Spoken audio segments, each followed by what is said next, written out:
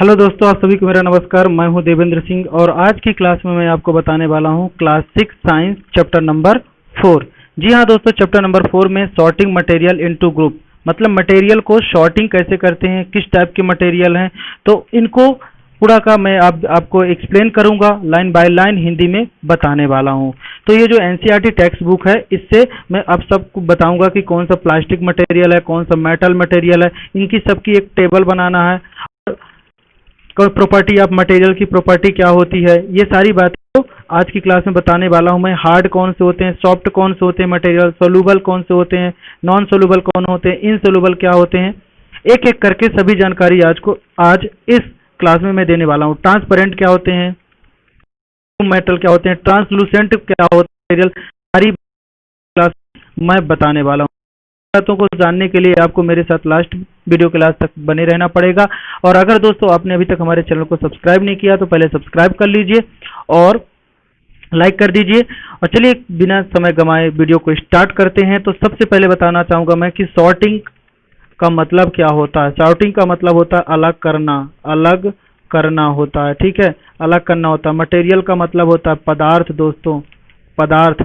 और ग्रुप मतलब होता है समूह में, मतलब अलग अलग समूह में इनको मटेरियलों को अलग अलग करना है। तो देखा होगा कि आपके चारों तरफ, अगर आपने देखा होगा कि कुछ ऑब्जेक्ट होते हैं, ऑब्जेक्टिव अराउंड अस, आपने देखा होगा we have seen that our food and cloth have so much variety in them. कुछ खाने वाली चीजें, कुछ पहनने वाली चीजें आपने बहुत वैरायटी टाइप्स के अपने आसपास देखा होगा। Not just food and cloth, they are, मतलब केवल फूड और कपड़े ही नहीं, उसके अलावा भी vast variety in the product in everywhere. आपके चारों तरफ विभिन्न प्रकार की खराब चीजें पड़ी होती हैं, जैसे कि अराउंड अस देखा आपने chair, bucket card, bullock card, cycle, cooking utensil, books, cloth, toy, water, stone and many others object. Different types के ऑब्जेक्ट हमारे चारों तरफ पड़े होते हैं। All this object have in the different shape, colour and uses. सबका shape अलग होता है, अलग कलर होता है और उनका यूजेस भी अलग अलग होता है। Look around, identify object that around in shape. अगर उनको आप देख करके उनके शेप के अकॉर्डिंग, राउंड शेप के कौन है, कौन लॉन्गर शेप के हैं, कौन टेबुलर शेप के हैं, कौन स्क्वायर शेप के हैं, तो इस हिसाब से आप उसको अलग कर सकते हैं। अवर लिस्ट में included in the rubber ball, football and glass marble. अब गोल ये तीनों चीजें होती हैं, लेकिन वो क्या है, रबर की है, एक फुटबॉल है और एक ग्लास मार्बल है। If in included object that in the nearly around, आपने बहुत सारे चीज देखा होगा। Our list could also included object in the apple, orange and earthen pitcher, जिसको घघरा बोलते हैं पानी भरने का, ये भी गोल शेप के होते हैं। तो ये जैसा आपने देखा यहाँ पे दिया गया है आपके कि ये सारे मटेरियल जो दिए गए हैं ये कैसे हैं, ये हमारे घर के चारों तरफ घर में या पड़े रहते हैं, जो कि वेस्ट प्रोडक्ट होते हैं, बेस्ट सब्सटेंस होते हैं। लेकिन इनको क्या करना, अपने को क्लासीफाई करना या शॉर्टिंग करना एक ही चीज होता है। चलिए हम आगे देखते हैं क्या दिया। We looking for object that in the edible, कुछ इडेबल होते हैं, कुछ नॉन इडेबल होते हैं, कुछ खाने योग्य होते हैं, कुछ नहीं खाने योग्य होते हैं। तो इन सारी बातों को let us wish make group object that made in plastic. कुछ को हम क्या करेंगे, बताएंगे कि प्लास्टिक से बने, जैसे बकेट हो गया, लंच बॉक्स हो गया, टॉय हो गया, वाटर कंटेनर हो गया, पाइप हो गया, many such object, many find a place in this group. आपने देखा होगा कि अगर मान लो प्लास्टिक वाले को हम अगर अलग करना चाहें, सॉर्टिंग करना चाहें, तो प्लास्टिक कंटेनर होता है, पाइप होता है और लंच बॉक्स होता है, टॉय होता है, ये सारे चीज ग्रुप में अलग कर सकते हैं। There are so many way to group object in above example we have grouped object on the basic on their shape and their material made from. Shape के अकॉर्डिंग भी कर सकते हैं और वो किस मटेरियल से बना है इसके अकॉर्डिंग भी कर सकते हैं, उसके कलर के अकॉर्डिंग भी कर सकते हैं, या खाने वाले पदार्थ हैं या बिना खाने वाले पदार्थ हैं उसके अकॉर्डिंग भी कर सकते हैं। All objective around us are made of one and more materials. These materials many glass, metal, plastic, wooden, cotton, paper, mud, soil. मतलब देखा होगा हमारे चारों तरफ जो मटेरियल्स होते हैं वो डिफरेंट टाइप से बने होते हैं, जैसे कुछ प्लास्टिक के बने होते हैं, कुछ लकड़ी के बने होते हैं, कुछ लोहे के बने होते हैं, मतलब मेटल के बने होते हैं, कुछ कॉटन के बने होते हैं, कुछ पेपर से बने होते हैं, कुछ मिट्टी से बने होते हैं। तो इनको भी हम क्लासीफाई कर सकते हैं। ये एक्टिविटी के थ्रू किया गया। Collect many object possible around, जितना हो सकता है उतना कलेक्ट कीजिए और उनको एक क्लासीफाई रूम में बनाइए, ठीक है। ये सारा चीज दिया हुआ है कि मैच बॉक्स, सॉल्ट, पोटैटो वगैरह ये सारी चीजें को कर लेंगे। The separate in the all object from this collection that are made from paper wood. कुछ देखा, कुछ पेपर के बने थे, कुछ क्या बने थे, वुडन के बने थे, लकड़ी के बने थे। This way have in the divided all object into in the two group में कर सकते हैं। One group has in the object in the made from in the paper would and while other group has object that in the not made from the material, मतलब इस material से नहीं बने हैं। इस तरह से similar could separate in things, अलग अलग प्रिपरेटिंग फूड के बारे में भी कर सकते हैं कि कुछ एडेबल फूड हैं, कुछ नॉन एडेबल फूड हैं। जैसे देखो पहले इसने क्या किया, glass, steel, plastic and any other material made of, मतलब किससे बने, प्लेट बना हुआ, पेन है जो कि प्लास्टिक और मेटल से बना हुआ है। इसी तरह आप क्या कह सकते हो, बुक कह सकते हो। बुक किससे बना हुआ, पेपर से बना हुआ। किससे बना हुआ, पेपर से बना हुआ। और भी आप जैसे कह सकते हो बैग कह सकते हो, तो बैग किससे बना हुआ, क्लॉथ से बना हुआ। तो इस तरह से आप उसको सेपरेट कर सकते हो। दूसरी एक्टिविटी में क्या कह रहा है कि the object in the made of in the material, मतलब किस मटेरियल से बना हुआ, इसको भी इस तरह से आप अलग कर सकते हो। ठीक है, ये एक्टिविटी आपको समझ में आ गई। वुडन किससे बना होता, वुड से क्या क्या मटेरियल बना होता, चेयर, ये सारी चीजें बनी होती। पेपर से ये सारी चीज, लेदर से क्या बना होता, अब लेदर से बात कर रहा है तो आप बात बोल सकते हो क्लॉथ होता है, बैग होता है, बैग भी लेदर से बना होता है। प्लास्टिक से क्या बना होता है आपका, वॉटल बना होता है, वॉटल बना होता है, वाटर कंटेनर बना होता है, टैंक बना होता है, लंच बॉक्स बना होता है। कॉटन से क्या बने होते हैं, क्लॉथ बने होते हैं, ड्रेसेस हमारी बनी होती है। ये ऐसी सारी चीजें आप कर सकते हो एक्टिविटी। ओके, चलिए हम आगे बात करने वाले हैं। What do you find from this table, the first in the group object many in the different way and then found that in the object around us made in the different material. At the time object made of the single material, अगर हम single material की बात करते हैं तो an object could also be made of the many materials, बहुत सारे material ऐसे मिल जाएंगे कि प्लास्टिक से कौन कौन से मटेरियल बने हैं, पेपर से कौन कौन से मटेरियल बने हैं, मेटल से कौन कौन से मटेरियल हैं, तो मेरे आसपास बहुत सारे ऐसे मिल जाएंगे। ठीक है बच्चों, आगे देखते हैं। And them again one material could be use for in the making many different object. आपने देखा कि एक जो मटेरियल होता है कई ऑब्जेक्ट बनाने के काम में आता है। तो what decide which in the material should be use for making in the given object in seen that need to know more about in the different material. आपने देखा कि बहुत सारे मटेरियल्स होते हैं, तो उन मटेरियल की प्रॉपर्टीज क्या होती है, तो प्रॉपर्टीज ऑफ मटेरियल यहाँ से हम समझेंगे। प्रॉपर्टी ऑफ मटेरियल क्या होती है। कुछ मटेरियल होते हैं जिनको ठोकने पीटने से टूट जाते हैं, कुछ मटेरियल नहीं टूटते, कुछ मटेरियल से वायर बनाया जा सकता है, कुछ मटेरियल से वायर नहीं बनाया जा सकता, कुछ मटेरियल वाटर स्टोर करने के लिए होते हैं, कुछ मटेरियल वाटर स्टोर करने के लिए नहीं ले होते। तो उनकी प्रॉपर्टी क्या है, उनका एक हम क्या करेंगे, एक्सपेरिमेंट करेंगे। देखिए कैसे। Have you ever wonder why the tumbler is not made in the piece of कपड़ा। टम्बलर मतलब होता है गिलास, गिलास एक कपड़े का नहीं बना होता। Recall that our experiment which in the piece of cloth chapter 3 में देखा होगा आपने। Is also mind that in the generally use tumbler keep in the liquid, मतलब पानी भरने के लिए होता है, रखने के लिए। Therefore would is not silly if we were to make the tumbler out of cloth and what we need for the tumbler is the glass, plastic, metal and other such material से बना होता है। will hold in the water के hold कर सकता है, लेकिन कपड़े का अगर बनाओगे तो क्या वाटर को होल्ड करेगा, नहीं करेगा, वाटर इसमें से ड्रॉप हो जाएगा। Similarly would not be wise to use in the paper material in the cooking vessel। Paper material को आप खाना बनाने के लिए क्या यूज कर सकते हो, नहीं कर सकते हो। ठीक है, इसी तरह we seen that in the choose material make in the object the depending on the property. वो क्या करता है, उसके प्रॉपर्टी के हिसाब से ही हम उसको ऑब्जेक्ट को बनाने के लिए चूज करते हैं। The purpose of the which object use, उसके प्रॉपर्टी के हिसाब से कि उस प्रॉपर्टी कौन सी ऑब्जेक्ट के लिए यूज होगी, उसी को बनाने के काम में करते हैं। Show what are all the property of material that bound important in the their uses. Property उनकी बहुत इंपॉर्टेंट रखती है उनके यूजेस पर्पज के लिए। ठीक है, सम प्रॉपर्टी आप इधर डिस्कस हियर, कुछ प्रॉपर्टी के बारे में यहाँ पे बताएंगे। जैसे material usages look different from in the each other, अलग दिखता है।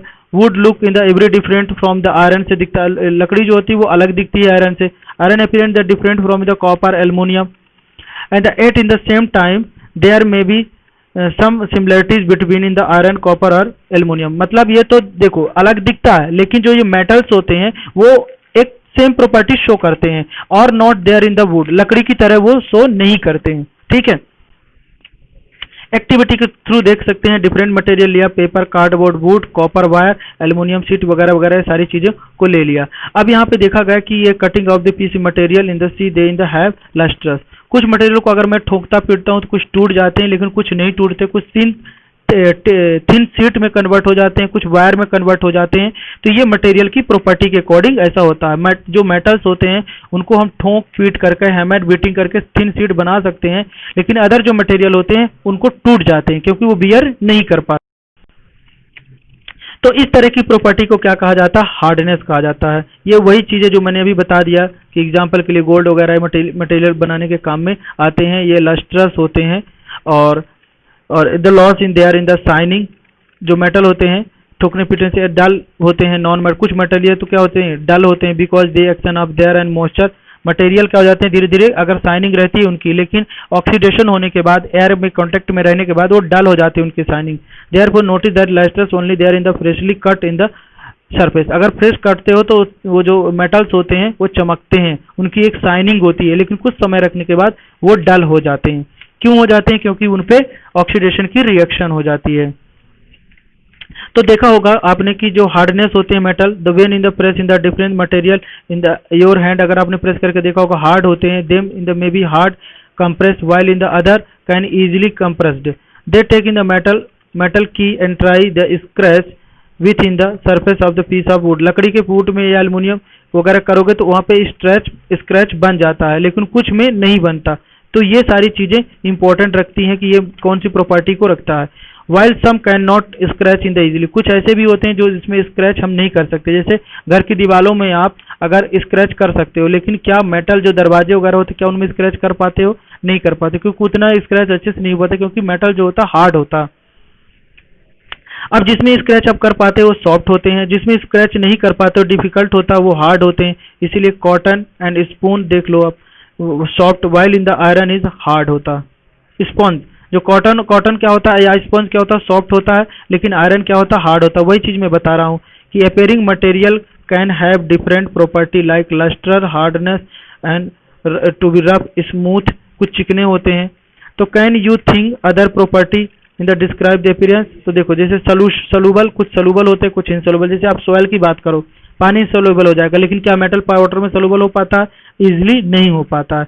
शुगर हो जाता है, सॉल्ट भी डिसॉल्व हो जाते हैं, चाक पाउडर भी हो जाता है। तो ये सारे एग्जाम यहाँ पे दिया हुआ है। ठीक है,